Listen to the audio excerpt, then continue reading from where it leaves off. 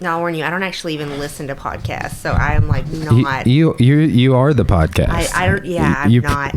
You pretty much have your own, right? Well, sort of. I just talk a lot. I mean, I don't know if it's. It's good. I would say, like, you guys are one of my news sources. If I'm like, what's going on? Yeah. Right. But you know, this so Kristen Foster, kind of impromptu. Yeah. I was like, hey, I've been wanting, and I'm talking about just wanting to have you on with different guests in passing, and I finally got to reach out to you today. Yeah, I'm so glad you did. I've been home with my kids. They're out of school, and which is wonderful, but also I'm used to working home alone. Yeah. And so it's like a lot. And so I was just like, Mom's gonna go do stuff like away from the kids. It's weird, isn't it? Just like to subtly be out of your routine is so weird. It is. Just like, because I teach at Morrilton during the daytime, and it's nice not doing that, but it took me like a few days to adapt. Yeah. And I'm not good at not being busy. Like, I will create work if I'm not busy. And so I've been really trying just to, like, the only work I create to kind of just be hanging with the kids. And I am done with that kind of work for the day. Like, I was like, I'm done with it. I am maxed out on Nintendo and TV and all of that. So I'm glad to interact with adults. Yeah. Well, the real reason I wanted to have you on is just to corner you and ask you why you don't like The Mandalorian. Oh, man. No, I'm just kidding. No, I'm just so not a TV watcher. My husband watches, he has the TV on from the minute he gets up to the minute he goes to bed. I'd never turn it on if I lived alone. Cora, she has like her select shows, but I am definitely the TV watcher, and I've just started doing Audible. I love Audible. That's what I do. I love to listen. Me too. I'm an auditory learner. I talk to people about it all the time. I do read every day, but I'm like a 10-page a day kind of guy. Well, I can read fiction all day, but like nonfiction, which I really enjoy. I'm like asleep 5 minutes in, I cannot stay awake reading nonfiction, so I listen to it on Audible, and I love it like that because I'm in the car a lot, and so I listen to it. Do you have an Android or iPhone? iPhone. Okay, yeah. Apparently, it's different how the customer interacts with the software on Android, but I don't know how exactly. I have no idea. Yeah, because like, well, evidently the difference is maybe on Android you get it in the app. Yeah, there is a thing with iPhone where you have to like go to the website. Like, I go to Amazon's app. Yeah, it's weird. It's a whole thing. Yeah, to be able to buy from Amazon. But I mean, most of the time I'm either listening to it in my office where I just have my like Alexa playing it, or in the car, and so I hardly even look at the app. Yeah, but I didn't know how it worked. But that $14 a month or whatever, and you get 2 originals and 1 book, yes, no matter how much. Awesome. I was like, okay, I get it now. Yes, take my money. Absolutely, yes, I love it. I listen to stuff all the time. I've been listening to. Right now, I'm listening to a book called Talking to Strangers, which I had started and then hadn't finished, and so I'm kind of picking it back up, and it's great. It's basically like you listening to all of it, and at the end, you're like, I don't trust anybody ever. Is it fiction, nonfiction? Nonfiction. Okay. It's kind of about politics and how most of everything I listen to seems to be political, but it's about like how we trust people we don't know, and how that has like caused major political crisis where people have thought they had a good read on somebody because they met them and talked to them, like Hitler, for example, and that the people who actually had a better read on him were the people who never met him. And it's really interesting because in politics, so much of the job is like gossip. I mean, we joke about that so much of our job is gossiping, like sharing information and getting information from people, and it's hard to know like when you can trust somebody and when you can't. So it's been a really interesting listen so far. Yeah, so that's cool. I will look into that. I might have seen that on like suggested reads or something. I think I posted it on your Facebook when you said something. Yes. Yeah, I think I added everything from that to my wish list. You should, yeah. Because I saw a lot of good stuff on there that people posted. Yeah, exciting. So, well, okay. So, what do you do? You're involved in a lot of things. You don't technically hold any sort of political post. Nope. You're just a citizen doing your civic duty. Yeah, I mean, I am. I'm a registered lobbyist, and I am a political consultant, so it is my job. But a lot of what I do, I don't get paid for. I just do it because I love like our community where we live, and I got really active here in 2014. I started River Valley Food for Kids. Yes. And started that just really out of hey, we got kids that are hungry. What can we do to help? But the more I got in that and started looking at like real solutions to child hunger, so much of it lies in policy. And so that's really kind of where I got into local and state government more, is because there's, policy that gets passed all the time that has huge impacts on our daily lives. And so often we don't know about it unless it's federal. Like federal stuff's on the news. There's 24-hour channels everywhere, but your state and local stuff is going on every day and people have no idea. And so that's kind of where I got off into it, and ended up kind of turning it into a career. But that's great. But love it. Yeah. I that is not that's a spin on this story. I hear a lot of people say, but like a way better, like here's what most people I talk to that are involved say, like, well, I got screwed over by the city, and then I became a whatever. It really is. And I was just like, man, I don't want to be that guy, really. But that's like I get involved with different committees at work, and I do different things to engage with the community in different ways, so I can try and like gain levels of empathy for more groups. And we do some nonprofit work and stuff as well. But as a matter of fact, you probably are back when you first got involved with River by Food, because y'all did food stock. Yep. And we had our demo team perform. We have at least one kid that is still with us that we got with at that event, and she has been with us ever since. Oh, that's awesome. Yes, I remember that. You guys came in our very first food stock event. You guys came and performed. And it was such a great success because all the parents came down. We were so worried about people not showing up, and then all those parents showed up to see their kids, and it ended up being just a great event. But yeah, that's been a few years now. It has, yes. That was good. And I've kind of always like remarked on that, because that is exactly what we want. We want it like network with some other organization that's like, hey, here you go, connect the dots, because we have so many. We do the free boxing class, and we have so many people come in and out, and it's just like changes every week. There's people that are there all the time that take advantage of it, but there are a lot of people that take it for granted. But it's those ones that we have like different success stories across the board for that program. And that is why we wanted to get into doing that, is to have those results. Like there's some people that are never going to be able to pay for a martial arts membership. Absolutely. Like when I was a kid, that wasn't an option, really, like a monthly thing for me to go to martial arts. Like it later on in my teenage years, it would have been, but when I was growing up, no. Yeah, I grew up very similar. My parents had me when they were teenagers, and so my mom was going to college until I was like 13. I mean, she didn't graduate college till I was like 13, and so up until then, we never could have afforded something like that. But later on, after she was had a better job and was more able, we could have as a teenager. But I mean, that's great having stuff like that available here. There's so many kids that end up limited out because their parents just can't afford it. We're trying to do more and more for the college crowd. That's we've awesome. reduced membership for college students drastically because we weren't having a lot. We do it like a semester rate and stuff, and we discount and monthlies and different things. But we're like, no, you guys are super broke. You're going into debt. Yeah. And you're trying to be somebody, and exercising will help you. Scientifically, I believe all the science behind exercise and boosted cognitive ability. And it's like, okay, what can we do? Memberships are half price for you. Is pretty much what we started doing. But we're just about to close on our new spot, and we're going to start doing like a student drop-in, right? So I have more yoga classes and stuff. Oh, that'll be cool. Yeah. Do you know Erin Claire? Yes. She was just on. I'm rendering her video right now. She's so awesome. She is. She's like super interesting. She really is. I heard a talk she gave a while back, probably last summer, on how to disagree on politics without being like hateful to how to disagree but still get along with people, and I loved hearing that because it's such a difficult topic for people. I know. We think that like if you can't agree, then you just don't talk about it. And so I love what she's what she's laying down out there.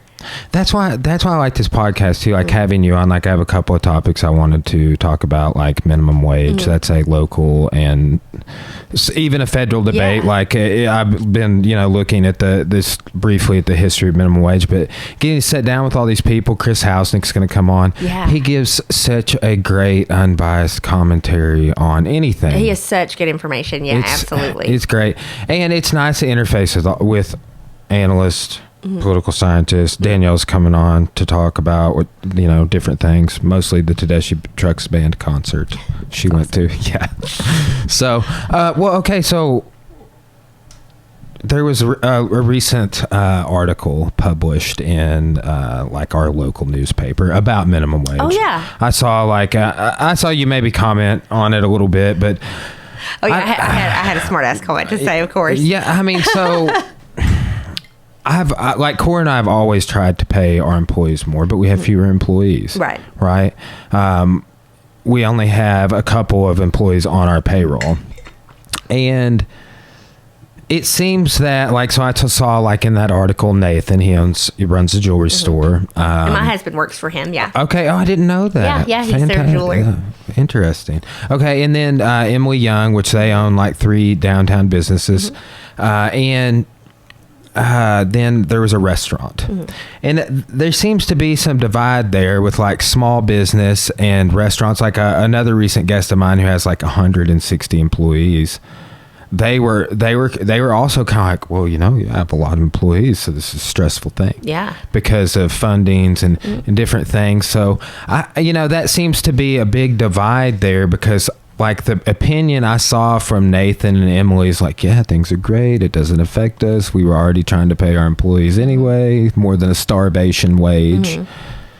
So what is your assessment of that? Is there a big divide on small business and restaurant chain, etc.? Well, I'll tell you. So I got into the minimum wage issue really by chance. I have worked in poverty relief and care a lot about people being able to make ends meet from feeding kids. We see parents who are working full time and can't feed their kids, but I wasn't really that well versed on the economics of it, and I was honestly not making great money working for a nonprofit, and so I needed a second job. And the minimum wage campaign came along, and they needed somebody to run it. And because of my experience in running a nonprofit and my experience in kind of community organizing, I ended up getting that job to head up the wage campaign for the ballot initiative. And when I went into it, I was a little I don't know, I've not looked that closely. I've seen some stuff on the media that says, that it hurts small business. I'm just not really sure. So before I accepted the job, I read just a ton of studies. That's just kind of my personality. Is if I'm not sure about something, I'm going to go read everything I can find on it, good and bad. And so when I finished that, I felt good about overall what the results would be from a wage increase, from what we'd seen historically in Arkansas and then in other places as well. And then the initiative that we had in place where it would raise the wage gradually over a period of years, because the areas you'd seen it really have some damaging impact on business was in areas where the increase had been really fast. And so overall, in general, you'd see that if it's a gradual increase, it tended to benefit businesses across the board. Now, that's not going to be everybody, though. There are going to be businesses that just have such a lean budget that they can't afford it, and so I think that you have to take kind of the good with the bad in that. There's never going to be a policy that everyone only has a positive result from. There's always going to be people out there who are negatively impacted by any policy. And that's kind of how I looked at wage. It looked to me that the benefit would be bigger to the people who are working and the business owners in general if we implemented it in this kind of gradual increase. But like I said, that's not perfect. So there are restaurants who have had some issues it didn't increase tipped wages. So if they have a lot of tipped employees, those didn't change. But although, my personal opinion, I think we need to address that down the road because tipped employees haven't had an increase in such a long time. But I'll tell you something interesting in politics. The reason that is not because tipped employees don't deserve a wage. It's because the Hospitality Association has really strong lobbyists, and they would just be brutal if we tried to run that ballot initiative. The opposition from the Hospitality Association would be so strong that we couldn't be sure it would pass. And that's really what ends up influencing it. It has very little to do with if it's good policy or bad policy. It's can we fund getting it on the ballot without such a huge amount of opposition that would defeat it. And that's kind of where we've ended up with the tipped issue. Wow. Yeah. That's, I know I was talking briefly with Johnny, who owns Umami's, about different things he runs into with the labor department and stuff, having so many tipped employees because they have a lot of waiters and waitresses and turnover, so, and that was something I noticed in that article. It seems to be that maybe those industries also have a high turnover rate, like the restaurant business in general. Cora worked as a waitress, and I will say, she didn't even necessarily, she worked for Johnny. She didn't even necessarily agree with the way they did their tips because everybody, cooks included, split the tips or whatever, right? But she still made a lot of money, honestly. For a college student, working a waitress job, it was it was the job you hear about where it's I make really good money being a waitress. So when she was working that job, she was doing super great, and then she started working at the gym where we're destitutely poor. Right. Isn't that how it is? You work for yourself so that you can be way more broke. Yes. You're working for yourself. I've been experiencing that for the last year. I've been self-employed, and it's I work twice as many hours for half as much pay so that I can be self-employed. It's interesting. And it's I was telling Jason Lowe the other day, we were kind of having this conversation. I was like, it's weird, man. I was like, I keep becoming super successful at something, and I'm like, all right, now I'm going to do something else. Okay, got that in line. And I'm always on to the next thing that doesn't make money. Right. And I'm like, yeah, this is your job and the gym's great. It's awesome. But this podcast, it makes zero money that I spend money on.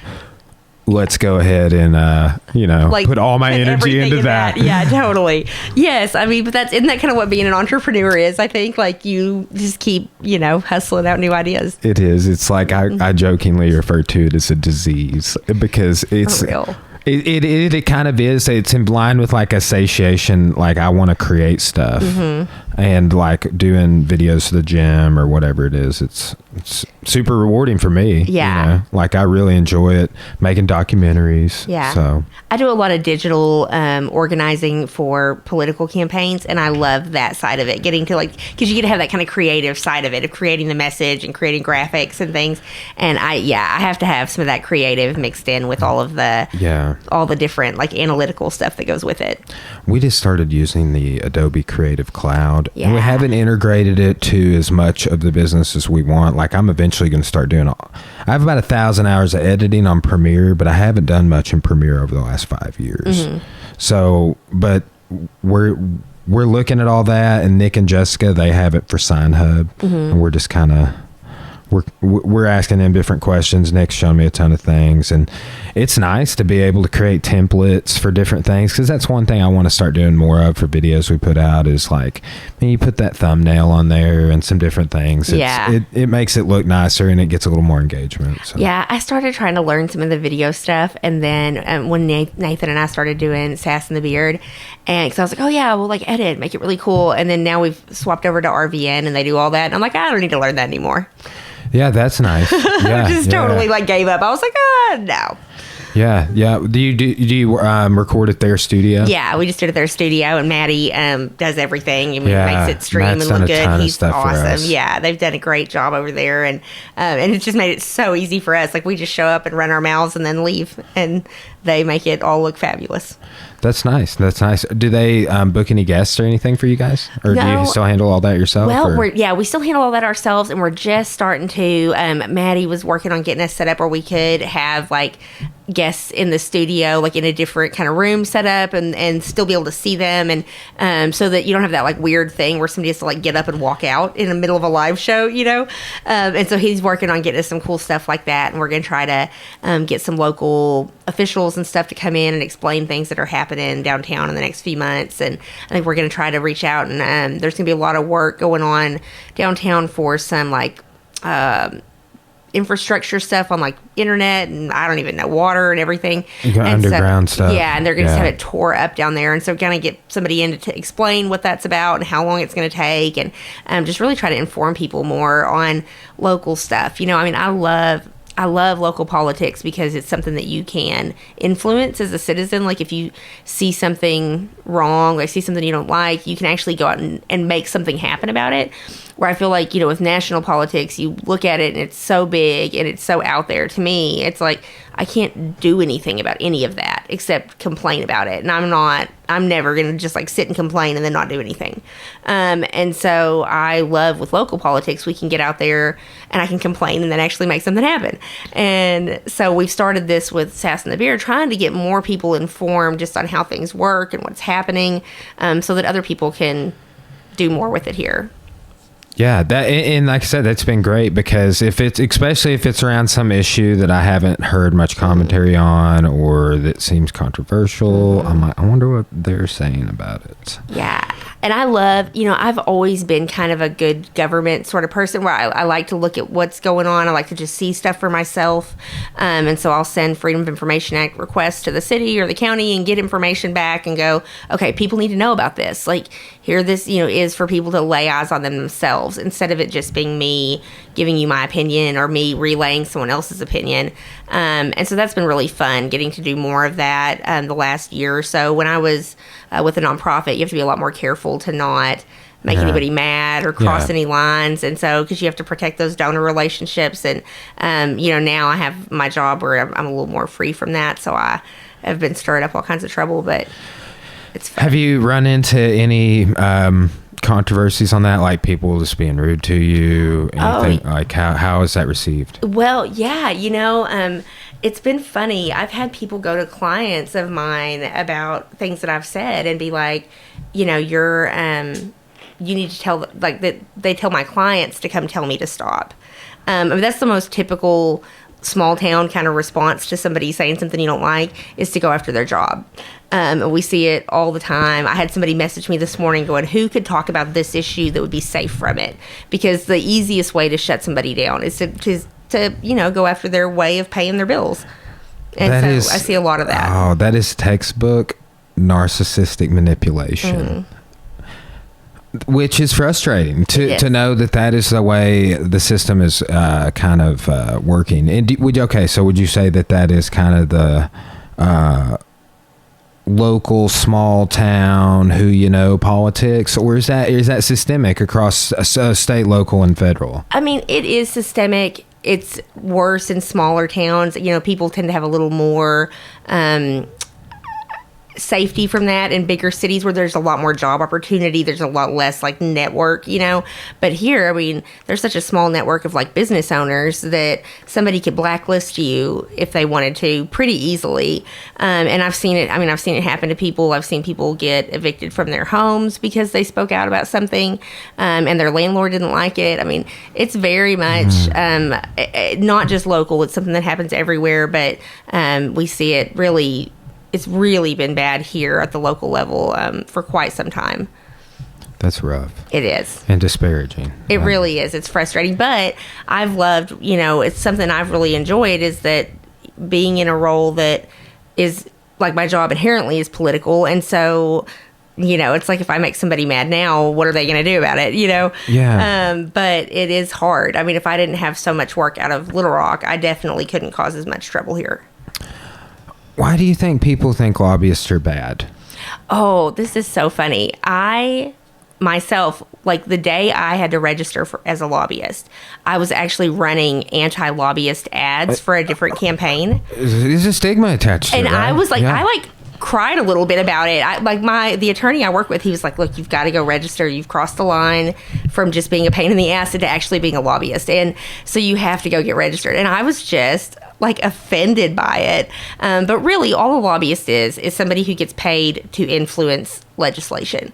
So for me, I've only done that for nonprofits. I don't do it for corporations. I've only done it for like organizations that have an issue I believe in. So when I had to register, it was because I was lobbying on the minimum wage issue when we had legislation filed that would have undercut what people had voted for. I was at the Capitol during session working on that issue, and so I had to register. Now, there are other people down there who are lobbyists for corporations, and I have a different feeling about them. Like, because that's the great distinct, because like just talking to you, I'm like, oh, these causes are so great. But a corporate lobbying, yes, is really kind of a different animal, and there's a lot more of them. Like if you hang out during session, I mean, you'll see 10 lobbyists to every legislator. It's insane. They'll just like hang out outside.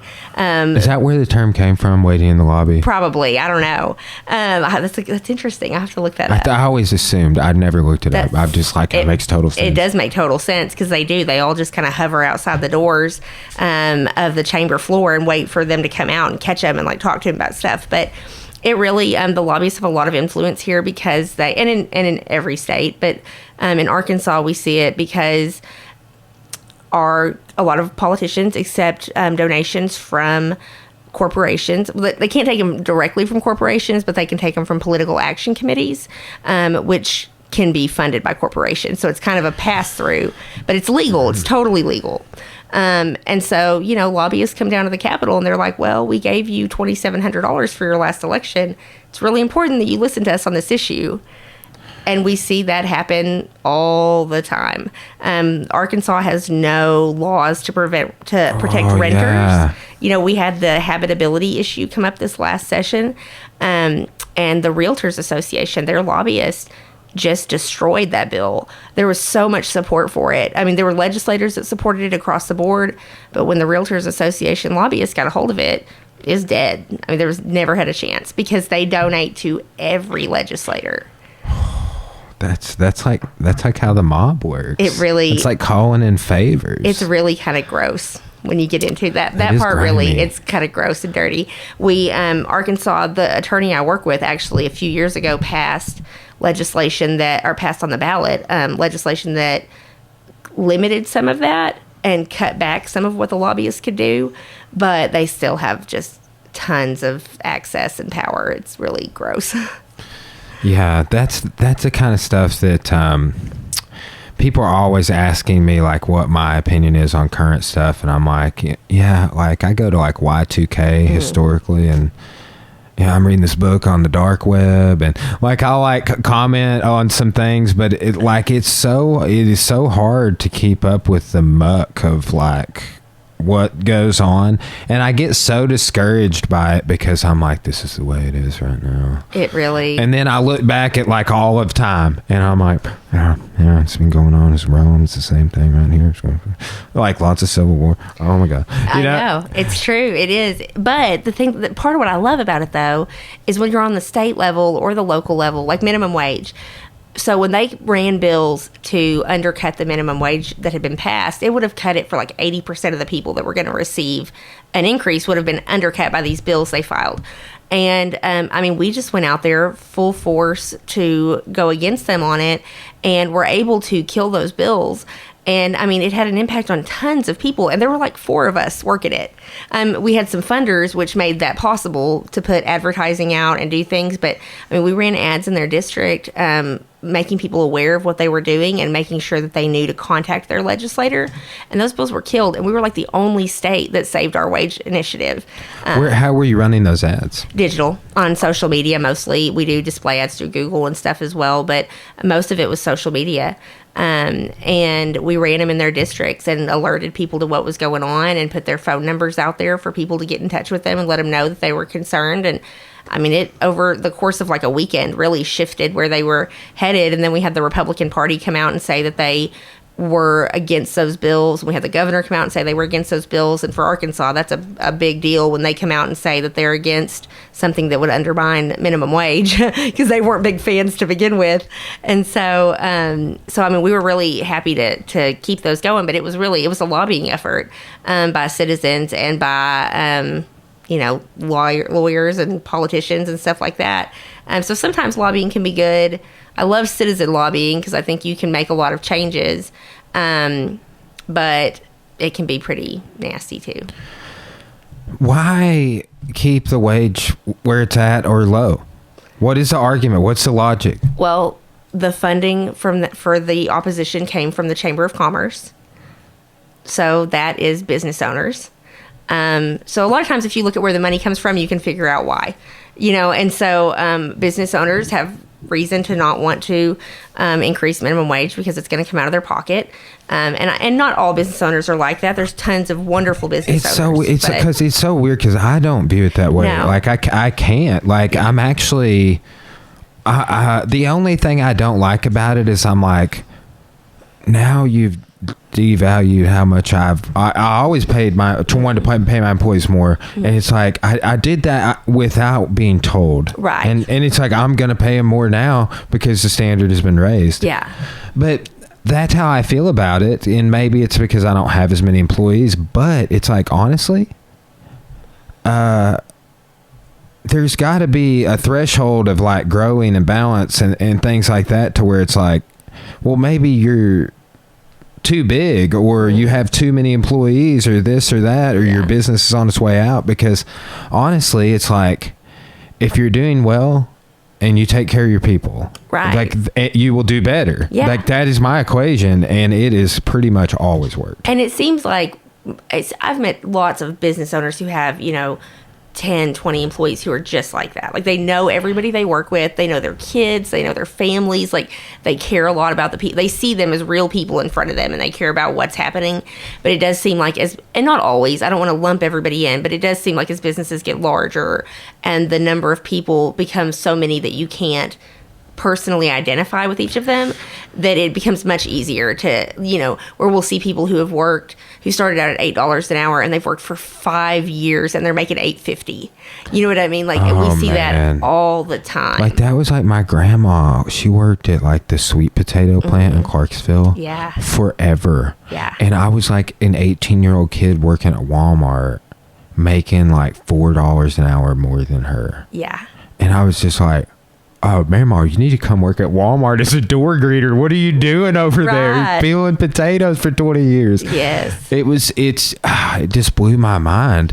And that's one thing I kind of think back to about that. And it's, my parents are getting older too. And that's something else. Like now, like I have a retirement going through the university and we're kind of like diversifying and doing stuff like that with Cora. But that's like all of it is a balancing act, like with like how many members we have too. It's like what you're saying, like I feel that way with like students at the university I teach and students I interact with at the gym. Like there's a threshold on that. Yeah. And if it gets too big, the service and the quality of what we offer, just like right now, it's been too crowded for us. So like that's like it's like, oh, standing room only, or we park. Like we had parked all the way to Parkway the other day, down both sides of that street, and I was just like, oh man.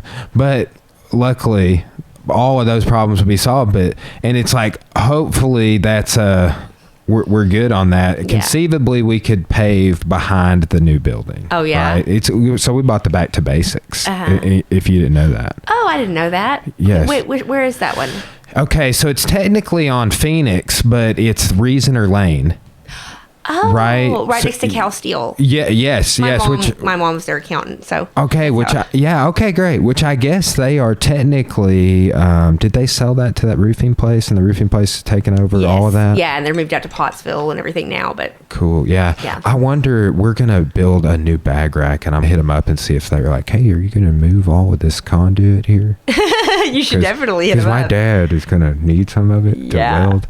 Yeah, but my dad has built us 2 bag racks kickboxing, that fitness kickboxing that we do is a huge awesome. draw. And we're just going to have a room, just all bags. That's it. And then we have 2 mat spaces in the front, and then yoga and hot yoga. Now, is that what you guys were looking at expanding at your current location and couldn't because of the zoning issues? Yes. Okay. Yes. Like, and ironically, so what we were wanting to do is kind of like, have you seen churches that have done like a gymnasium with a breezeway? That was what we were wanting to do. Right, okay. Less than ideal in that we would have had 2 buildings, but it's like we owned the lot. We were super equitable in it. So what we ended up doing, back to basics, the same square footage we were trying to build, same number of parking spaces plus 2. And we could what we were wanting to do is do some gravel and landscaping on the sides, and like instructors will probably park there. But it solves a lot of the crowding issue. Like we violate a lot of stuff, like in terms of we had our testing. Yeah. Kids, parents, and grandparents in there, and we are always like tightening the logistics to try and take like be efficient with it. Yeah. But at the same time, like people are not going to come in like we try and have all classes over by 7:30.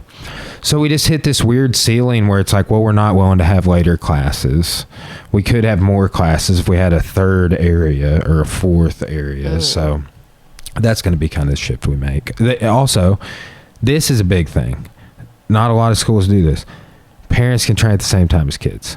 Boom. Oh, that's cool. The shtick. Like, because like that's something that we've heard like over 100 times. Like, if I could just, I got to take little Johnny home and make dinner after this. But if I could just, while he's here and not have to come back, or I'm not a morning person or whatever it is, because we have morning, noon, and night. Yeah. But that's going to be big. And it's like they can either do a fitness, kickboxing, Zumba, or yoga while a kid's class. That's really cool. That'll be nice.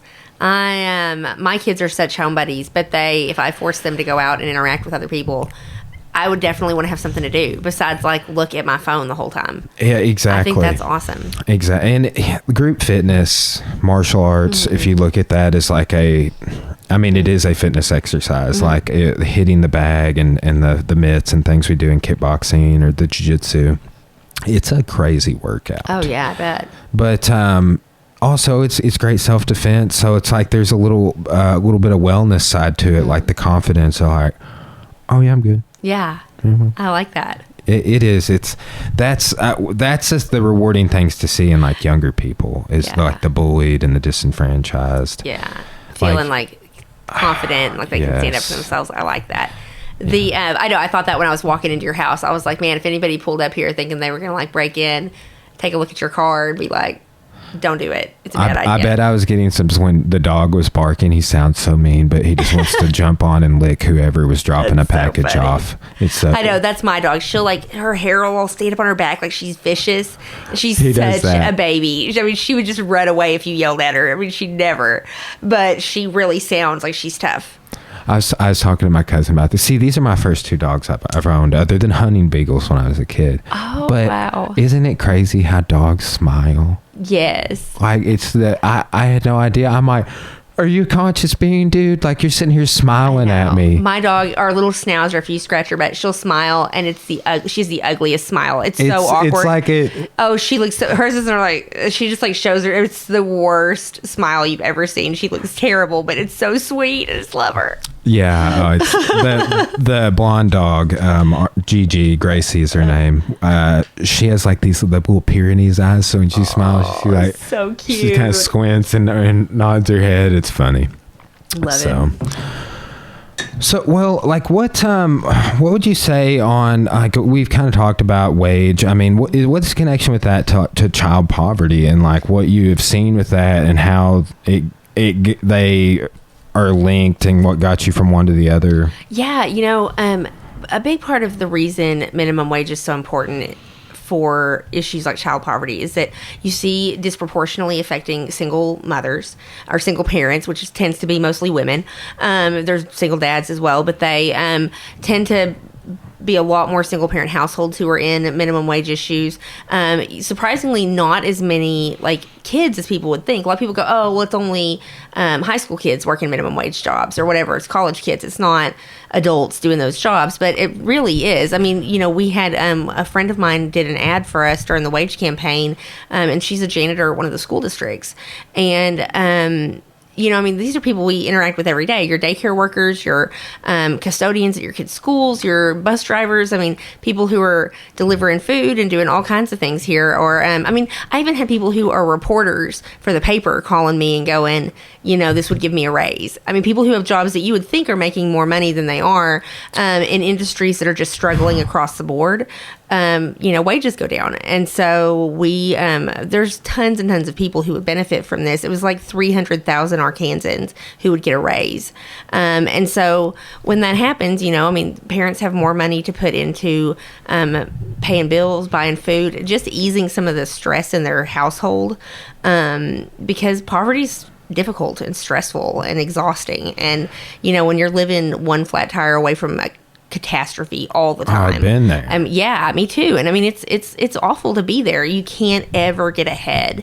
And so putting an extra $40 a week in somebody's pocket, it doesn't seem like that much if you have plenty. But I mean, $40 a week is gas to get you back and forth to work and an extra day of food. That goes a long way. It does. And like, it's like emotional for me, like, because I've realized that so many times. I tell a story, like one time, it was just since we moved, we've lived here in this house like 3 years, but we lived in an apartment together for 7, right? But it's like one time Cora was like, hey, like all our bills are paid and we got this in this bank account, we have this in this bank account, and we're about to get we're about to get paid on this. And like, we used to have $75. Yeah.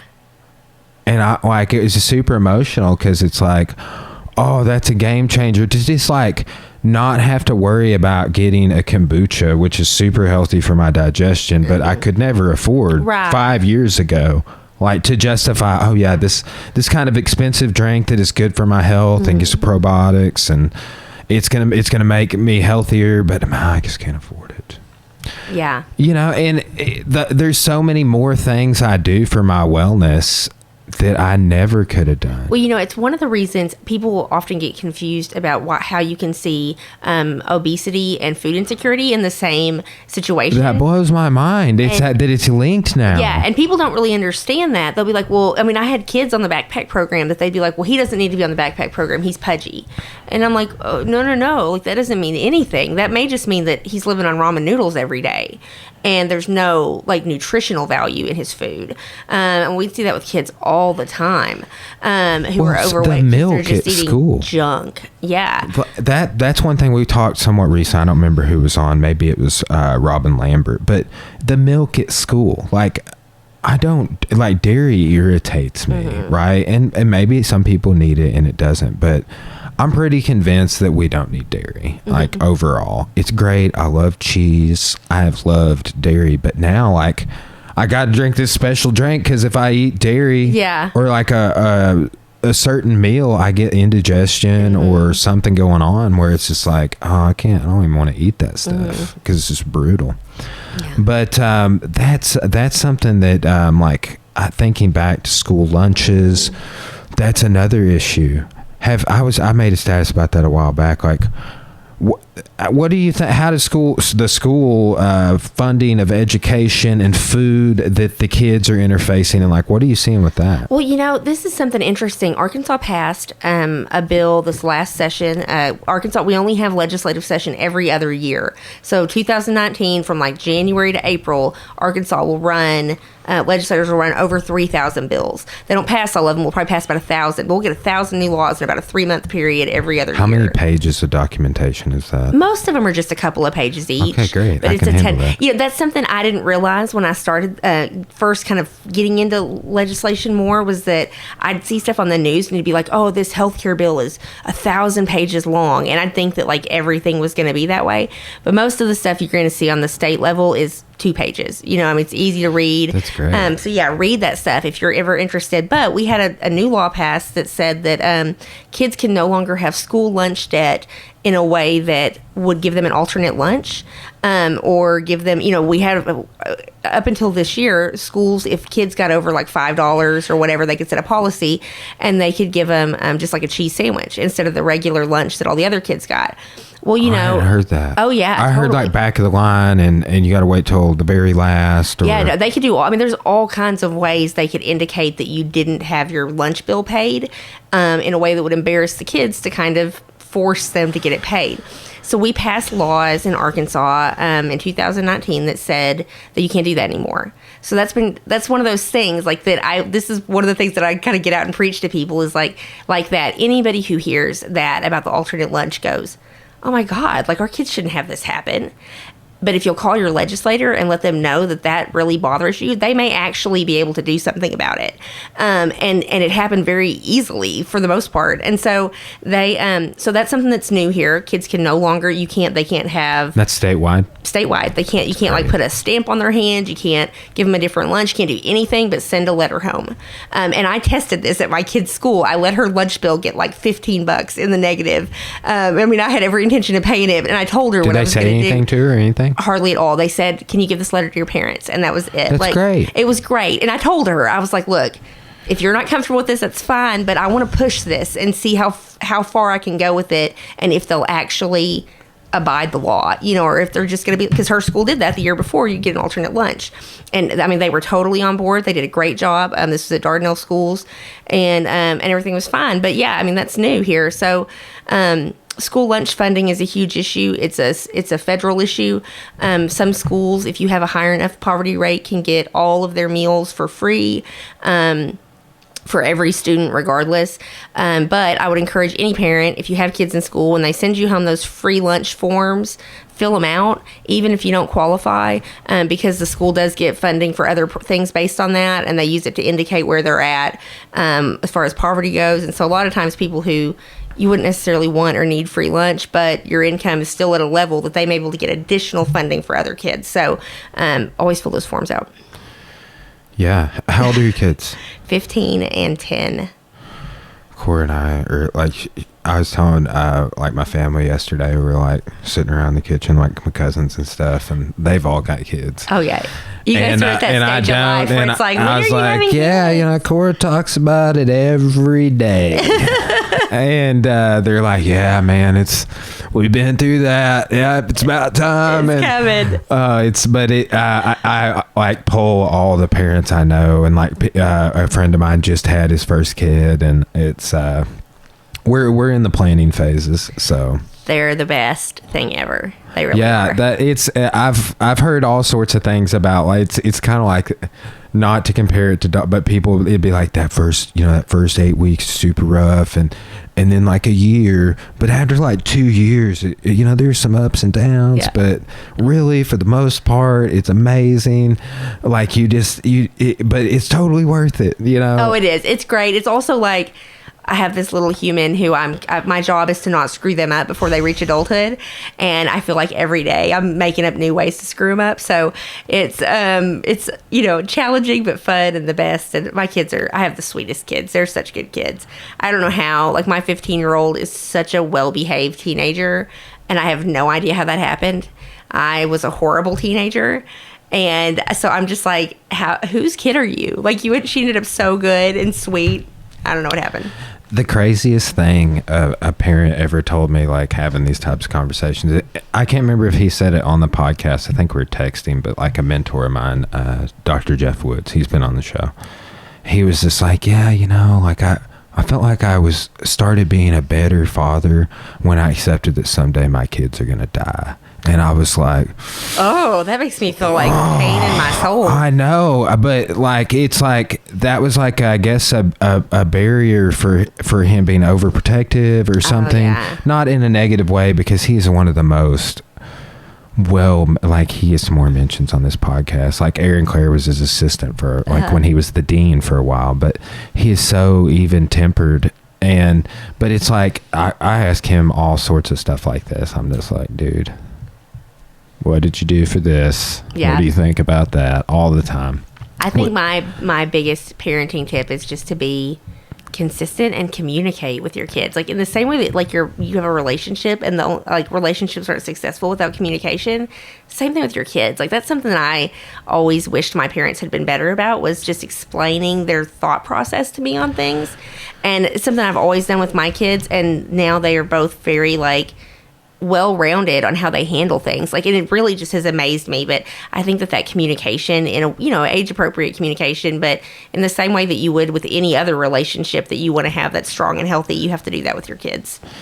Yeah, that's like I've been with Cora just in like our communication and our relationship, which is super important. But like getting things out in the narrative that wouldn't normally exist, like stuff you're dealing with existentially or otherwise, like that's like it just for guys particularly, like Dr. Claire and I were talking about this. It's like so many people just like stoically are just like, I'm not. And but then it comes out in the form of anger or frustration or short-tempered or depression or all these other avenues, when it's just like, it's actually super healthy to be like, I've been dealing with this problem and I think about it all the time. It's super difficult and I'm having negative thoughts about it all the time, and it's affecting how I'm interacting with people. And just saying it. Yeah.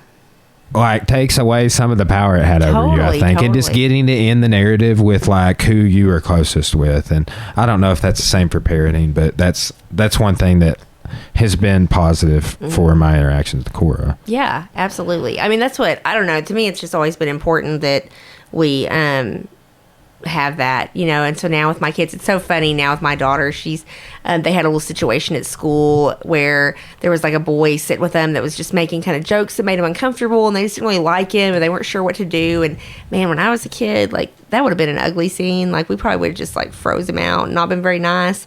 But they like sat him down, like they had their little group sat him down, and they were like, this makes us uncomfortable and we don't approve of it. And if you can't act, appropriately, you can't sit with us anymore. But we still care about you and your friend. We're your friend, but you can't sit with us if you're going to act that way. And I'm just like, who are you kids? Like, where did this come from? That's like high level adult behavior. I know, they're so mature. I'm like, and all of her little friends are like that. I'm like, where did this come from? I mean, we didn't handle things that well when I was a kid. Well, I've noticed that with like friend interactions, and it like when somebody like in earnest brings something to your attention out of concern or something, like, hey, were you aware that this made these people feel this way, or that like this has come up on the podcast a couple of times recently, but like this is big when I was in junior high. Like saying or referring to something as gay. Oh yeah, you don't do that anymore. Oh, that is super. Yeah, and I would never, because I like as an adult, like I'm like, oh, there's a bunch of gay people I know and they're great. Right. Like I just developed empathy. Yeah. And respect. And looking back, and multiple people I've talked to about this, they're like, me too, man. Yeah. Like somebody else brought it up and I was like, yeah, that is something but there's all of these things like that. And it seems like almost all of them were changed by somebody like a Jeff Woods or somebody in your life that is a positive influence. It's like they just subtly bring it to your attention in a non-confrontational way. Yeah. You know how it almost never changes? It's through fighting about it on Facebook.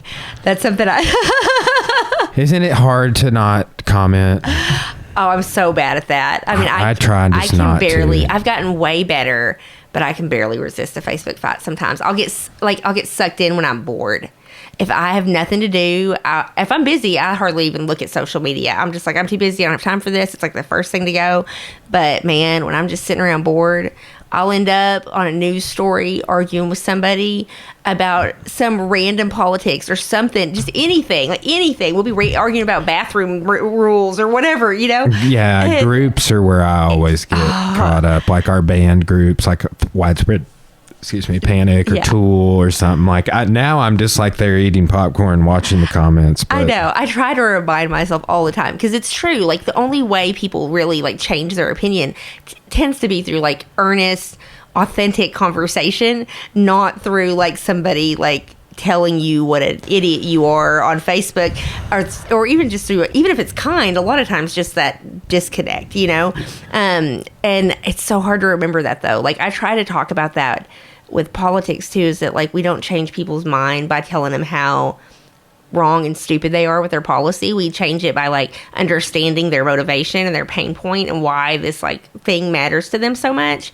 But it's so hard to do that, like when you're tired or frustrated or whatever, it's so much easier to just be like, that's stupid and wrong, or you're a bad person because you believe that, or whatever, but it really is, it's that like genuine sit down and share like what really matters to you about a situation is where you change people's minds.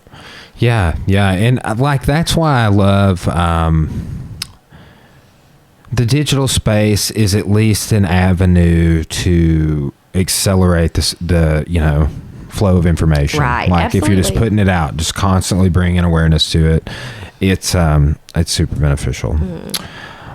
What would you say about, like, are there any other groups you've looked at, like statewide? Let's say like myself, like an educator, teachers, college or high school, junior high, elementary teachers, anything like that.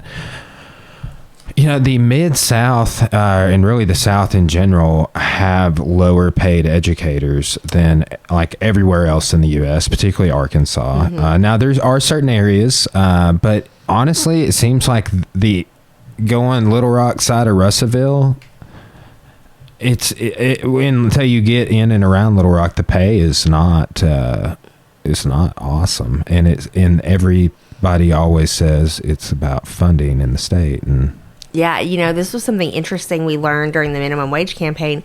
One of the carve-outs they tried to pass was, during the legislative session, was for schools, to say that schools didn't have to pay the new minimum wage rates, that they could be at the lower rates.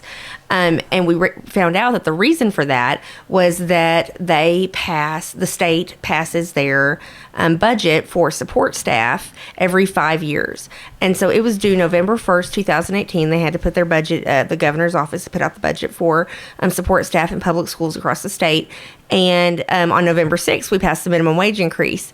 And that 5-year budget did not have any raises for any staff, any support staff across the state. There was zero room for raises.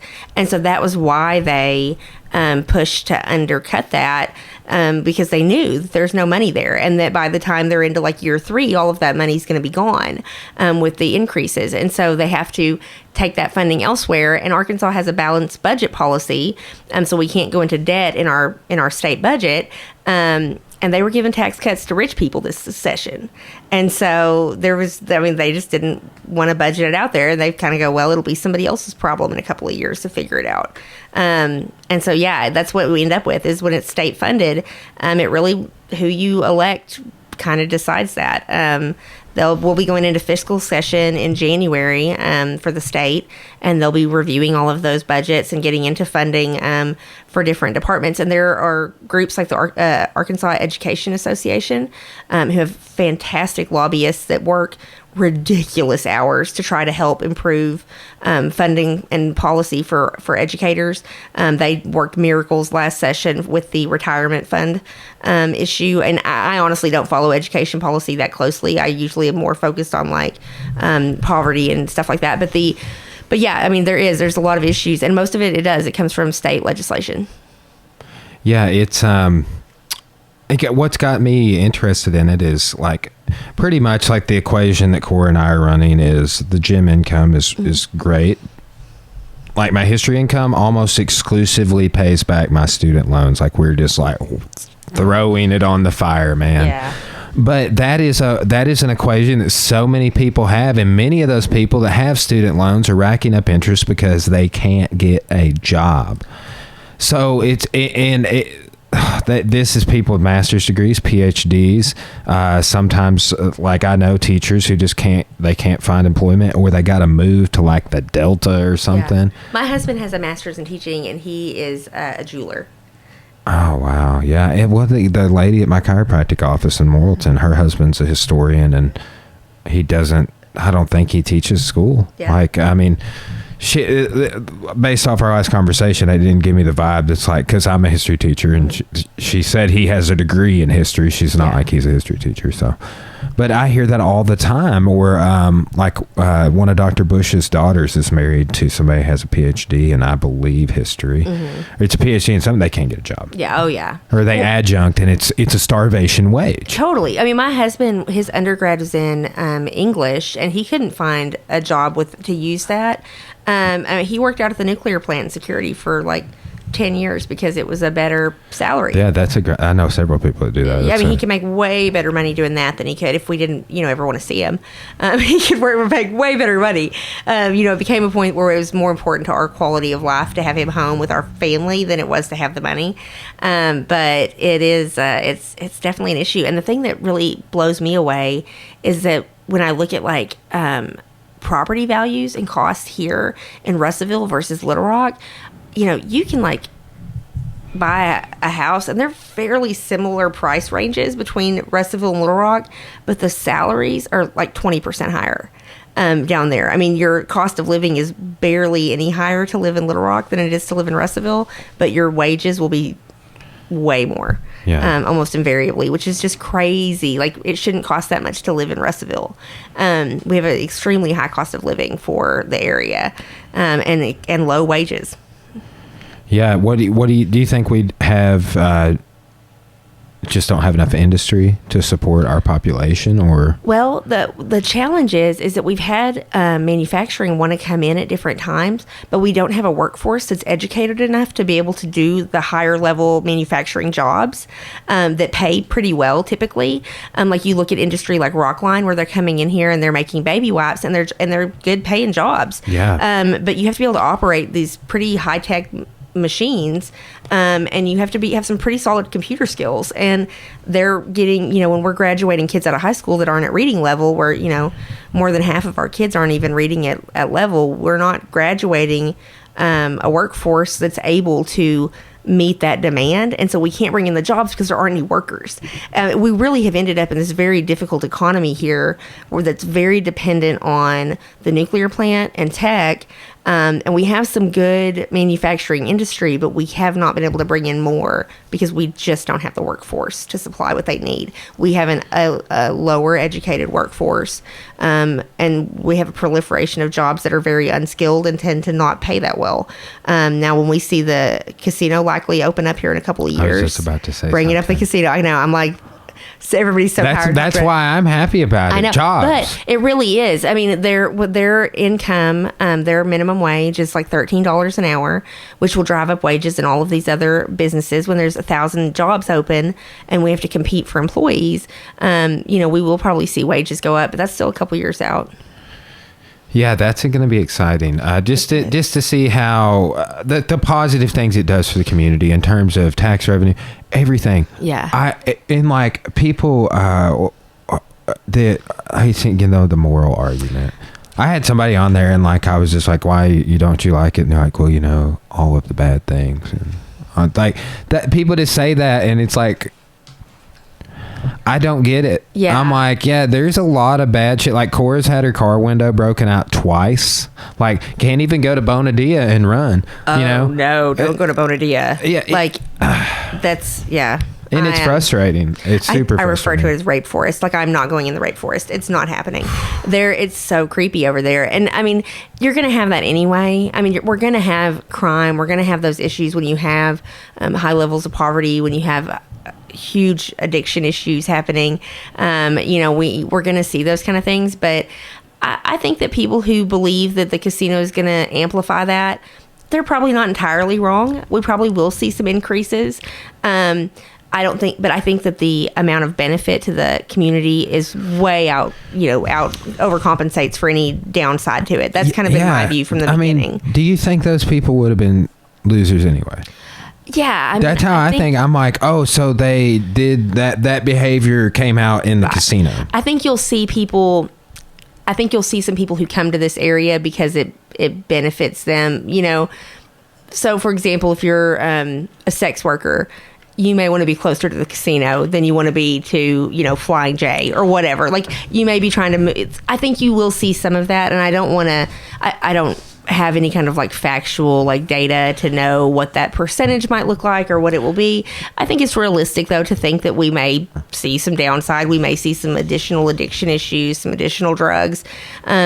But I think that the opportunity to make a living wage and to also just the influx of tax revenue will more than make up for any kind of downside we see. I'm trying to see widespread panic in Russellville, honestly. You know what I'm saying? Crazy. Or any band that like if I can go to a concert, because I'm so tired of traveling. Oh, I know. Like you are bearing a witness to like what I want to do. Like yes. I am moving the studio to the new gym. There's a space that's appropriated that's about probably 3 times the size of this room.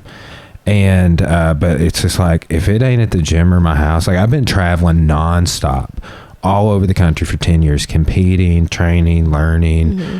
And I'm just like, for the time being, I'm kind of burned out on that. But yeah, I just, it doesn't mean I'm never going to go do things again, but if I can like have entertainment like in my hometown, oh man, and I like going to places like the Amp or Memphis. Mud Island's a great venue. I don't know if you've ever been there. I have. It's great. Well, you look at the Amp. If you went to the Amp a few years ago when they first kind of built it, there wasn't really anything around it.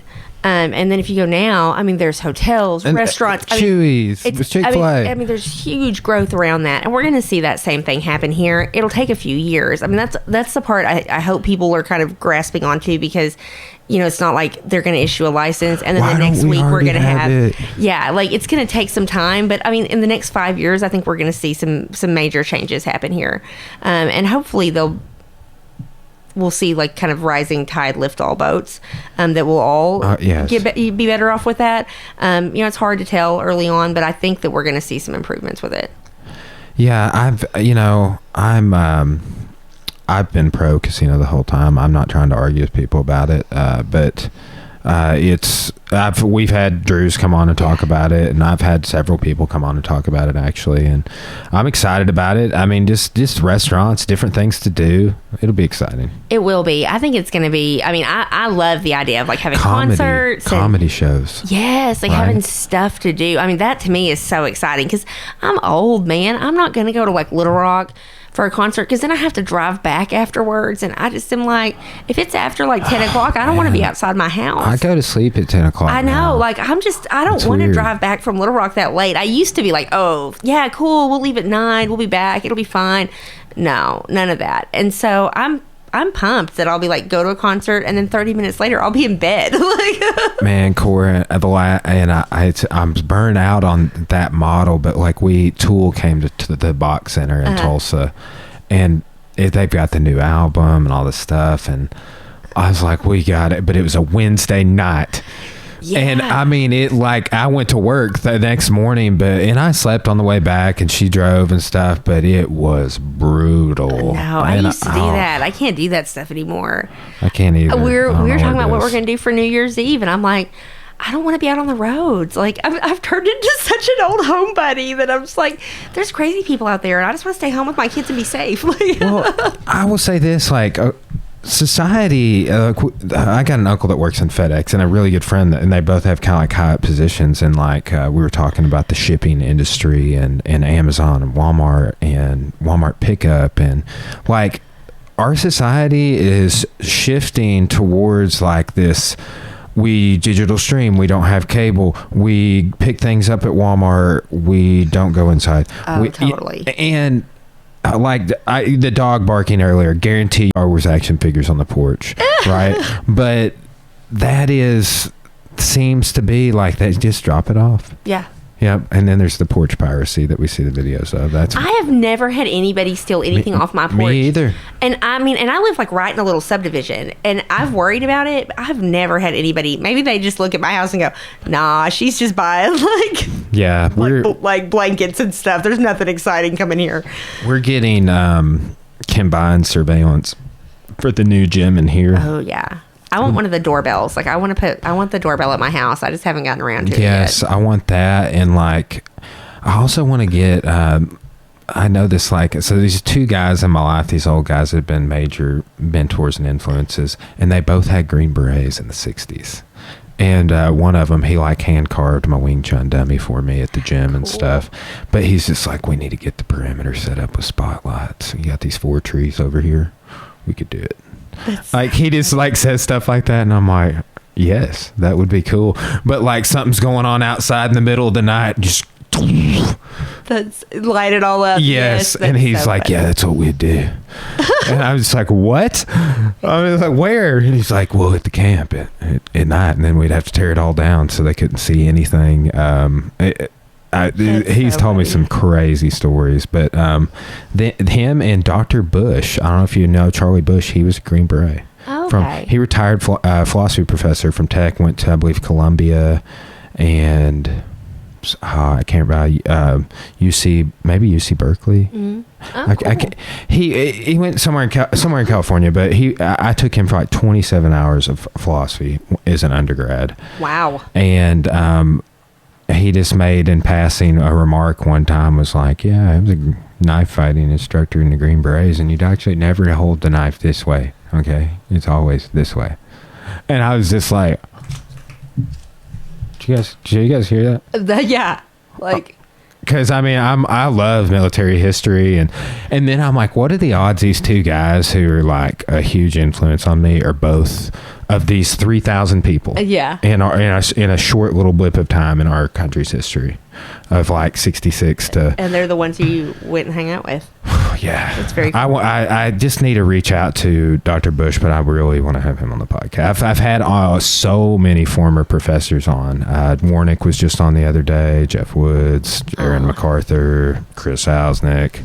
It's so awesome to just have such a diverse, because I don't just have professors on. I have a whole diverse, eclectic. Yeah, I love having the university here. It does bring a lot to our community as far as having a diverse, like, just student population. You know, the campus population is so much more diverse than our like outer community around it, and I love that. We used to have the international students come and volunteer with Food for Kids, and I like adored working with them. They are the most like just like, I'm trying to think of the right word. I was not conscientious, but they're just so polite. I mean, yes, so polite to me. I was like, could you please like rub some of this off on one of my kids? Like, they were the best. And I just love Tech. We have such a good thing going there. Yes. I hope our community, I really would love to see Russellville find a way to connect our downtown with Tech more. I want a trolley. Like, I want a trolley that makes a path. That'd be awesome. So much from like Tech to downtown to like out by like Walmart and by the casino and like then back down. You know, like that's what I want to see so much, is just a trolley. But I don't think I'm ever going to get talked into that. You know, I mean, I'm interested to see what they do with that reorganization of Highway 7 over there, because that's actually some things I talked with Sean Harris about. It's supposed to plug. Do you have to go? No, I don't. I just had a text pop up on my watch. Isn't that a nice? The Cora just got a Fitbit. I I never wear a watch because of, like choking people and stuff. But yeah. It's just taking it on and off. I mean, Cora is down to just take it on and off though. So yeah. But so how they're going to do that roundabout? They're actually supposed to extend Detroit behind the intramural fields and connect it over by Tina's Gymnastics, which is the road that we are on. Okay. And then the roundabout, I guess, is supposed to plug into that as well. That is what I was told. And it's supposed they're going to connect Detroit to Reasoner over there? Yes. And it's supposed to have bike path, sidewalk, curb, gutter, drainage, all that. That'll be great. Yeah. I know that there's been a lot of planning going on for sidewalks, which is so nice. Yes. Russellville has a really lack of sidewalks for people. We've never been a very walkable community anyway, but I'm so glad to see them starting to put some more of that in and make it more of a priority, because I mean, it really is a big part of economic growth. People look at sidewalks and go, oh, well, that's just stupid, it's a sidewalk, but having a walkable town is a very important part of growth. That, Clarksville's done that a lot. That's where I'm from, and we were just driving through there over the weekend, and what they've done with their nature trails and just different things. There are tons of paths to walk on. Clarksville has taken off. Yeah, and they have the solar, all in the field solar there. Fields. I mean, that's what I grew up at. My parents live out at Knoxville. I went to Lamar, and so I kind of grew up hanging out in Clarksville. Yeah. And what year did you graduate, if you don't mind me asking? 2000. Okay, I got a cousin. I have a cousin that same age. He didn't graduate from Lamar though.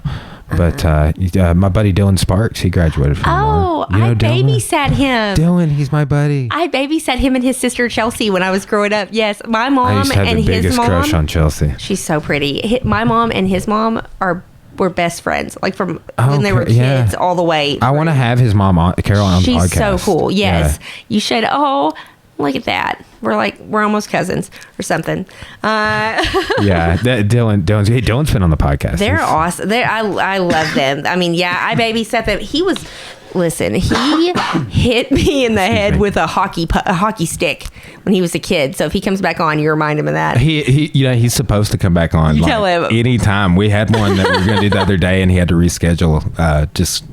Something came up, but that's so funny. Yeah. He's been coming to the gym for a couple years. Oh, He and his wife both come. That's awesome. And the kids. Yeah, I saw they have 2 kids now. Right? Jackson and River. I think they're like 8 and 4 or something like that. See, and that's where social media. Like I swear, that's how we all end up being so antisocial. It's like I have not seen Dylan in like 10 years, but I'm like, oh yeah, he's got 2 kids, right? Yeah, like he looks the same. I feel like such a weirdo sometimes because I walk up and I'm like, I feel like I'm your best friend because I've seen everything you do on social media. Well, that's nice. I mean, like that just to have that. So like people demonize it and say it's bad screen time, but it's like, honestly, people I would never get to see or keep up with that I do care about, and I like being able to see, and I like liking their stuff. It's like, honestly, we've never had that level. Like we would just be sitting at our house, like gonna pick up the corded phone and dial the landline and see if your friend's home. Like that was just such a short time ago. Oh yeah, I know. I mean, my kids have asked me recently, like they were like, what did you do if you weren't going to be where you told your parents and you needed to let them know? Payphones. I'm like, I had to find a payphone. And if there wasn't one, I mean, Clarksville, there weren't like a lot of them. I stopped at like Harvest Foods, or what, I don't even think it's called that anymore. It's like Harps now. Yeah. Or it was the old OK Food Market that came up. Yeah. Mm-hmm.